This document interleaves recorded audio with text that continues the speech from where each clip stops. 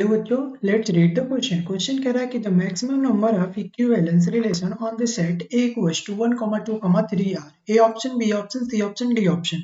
हमें बताना है कि इस सेट पे कितने मैक्सिमम नंबर इक्विवेलेंस रिलेशन होंगे। तो यहाँ पे मैं आपको बता दूं, गिवन सेट है वो क्या है, वो है 1, 2, 3।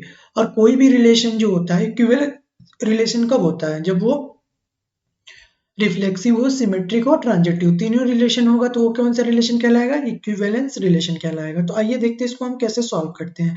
तो आइए हम रिलेशन बनाते हैं। मान लीजिए R1 हमने बनाया, वो बनाया हमने 1, 1, 1,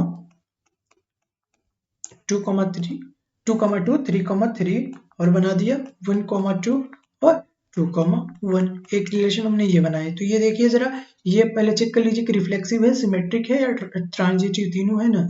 तो 1 रिलेटेड 1, 2 रिलेटेड 2, 3 रिलेटेड 3, तीनों मौजूद है। तो ये क्या है हमारा रिफ्लेक्सिव। सिमेट्रिक के लिए क्या होना चाहिए कि अगर 1 रिलेटेड 2 हो तो 2 रिलेटेड 1 भी मौजूद है, ये भी मौजूद है। तो अगर 1 रिलेटेड 2 और 2 रिलेटेड 1 है तो 1 रिलेटेड 1 ये भी मौजूद है। तो ये क्या है, हेंस R1 क्या है हमारा, इक्विवेलेंस रिलेशन है। अब आइए R2 कंस्ट्रक्ट करते हैं। तो ये हो जाएगा हमारा 1, 1, 2, 2, 3, 3, ठीक है। और यहाँ पे ये हो जाएगा हमारा 1, 3 और 3, 1। तो ये भी देखिए, ये यहाँ पे इक्विवेलेंस रिलेशन के लिए रिफ्लेक्सिव 1, 1, 2, 2, 3, 3 तीनों मौजूद है। तो ये क्या है हमारा रिफ्लेक्सिव है। सिमेट्रिक के लिए 1, 3, 3, 1 ये भी मौजूद है। और ट्रांजिटिव के लिए 1, 3, 3, 1 तो 1, 1 भी यहाँ पे मौजूद है। तो ये क्या हो गया, 2 इक्विवेलेंस रिलेशन मिल गए। हमें बताना है मैक्सिमम कितने मिलेंगे। अब आइए R3 लेते हैं।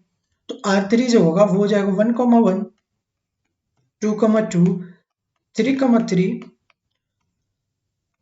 2, 3 और 3, 2 ले लीजिए, ठीक है। तो यहाँ पे देखिए इक्विवेलेंस रिलेशन के लिए तो 1, 1, 2, 2, 3, 3 रिफ्लेक्सिव है। और सिमेट्रिक के लिए 2, 3, 3, 2 ये भी मौजूद है। और ट्रांजिटिव के लिए 2, 3 यानी 2 रिलेटेड 3, 3 रिलेटेड 2 तो 2 रिलेटेड 2 ऑलरेडी यहाँ पे अवेलेबल है। तो ये R3 भी क्या हो गया, इक्विवेलेंस रिलेशन हो गया। अब R4 ले लीजिए, क्या आइडेंटिटी रिलेशन ओनली, यानी 1, 1, 2, 2 और 3, 3। ये जो रिलेशन होता है वो ऑलवेज क्या होता है, रिफ्लेक्सिव, सिमेट्रिक और ट्रांजिटिव तीनों होते हैं। तो ये 4 रिलेशन मिल गए। और फिफ्थ रिलेशन ले लीजिए।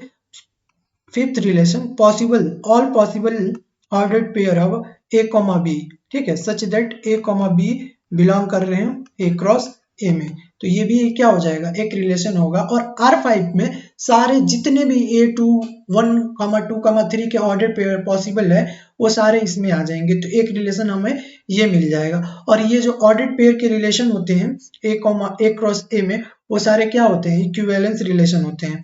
तो जितने भी पॉसिबल ऑर्डर होंगे इसके, इस सेट से जितने भी पॉसिबल ऑर्डर के पॉसिबल ऑर्डर्ड पेयर मिलेंगे वो क्या होंगे, हमारे इक्विवेलेंस रिलेशन होंगे, वो ए क्रॉस ए में आ जाएंगे। तो हेंस यहाँ पे ये जो रिलेशन आया वो क्या आया, हमारा इक्विवेलेंस रिलेशन कितने मिले, 1, 2, 3, 4, 5 इक्विवेलेंस रिलेशन मिले। तो हमें कौन सा ऑप्शन दिख रहा है, true, D option is true. हम डी को टिक कर देंगे।